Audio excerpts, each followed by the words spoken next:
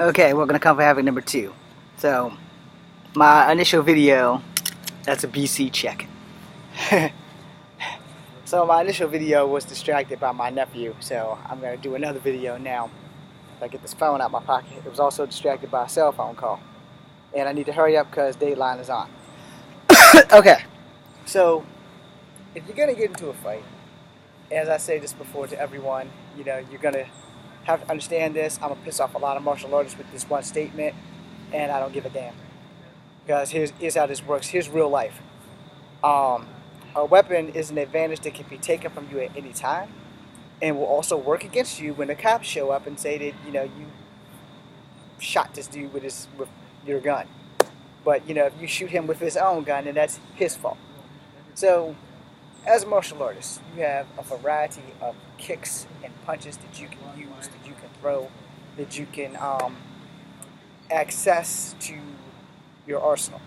Since my hip replacement has eliminated a good portion of my arsenal, of course everybody watching now can be gunning for me because my left leg doesn't function like it's supposed to. So when your left leg doesn't function like it's supposed to, you have to modify your stuff.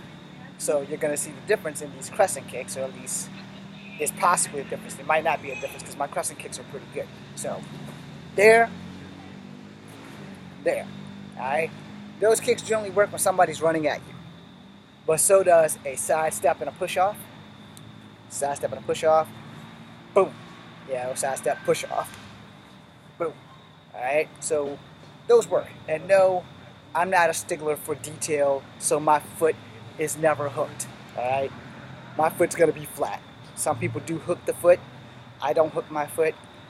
Spinning back kick. Yeah. Spinning hook kick. You see the difference? Spinning back kick, that way. Spinning back kick, this way. Spinning hook kick. Alright, so your leg's hooked. When will you get the chance to use those? And probably point karate. In a street fight, you will never have the time to worry about that. You get lucky, yeah, but in a street fight, this is what you're using. Boom. Boom. You know, you're not going to go around doing in a street fight. It's not going to happen. You get your sequence on. See how defenseless I am? That whole thing was completely defenseless. Now you get another sequence. Boom. Boom. Alright. See the difference. Boom. Now usually when you stop here, you should probably just deliver one of those. Now, when you're going to do fighting, especially if you're going to do a fight in a controlled environment. So, say you're going to MMA. You're going to be gloved up. You're going to be tied up. You're going to have everything you need. And you're going to have a set of rules that you will follow because you have no choice.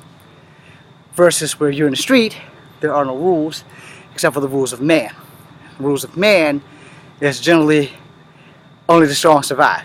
However, if you're stronger here, you have a better chance of winning the fight because you're going to use this brain as your weapon. You're not going to, jump into a fight and say, I can beat everybody. That's your first mistake. You're not, two, going to believe the hype of what someone else says until they prove it.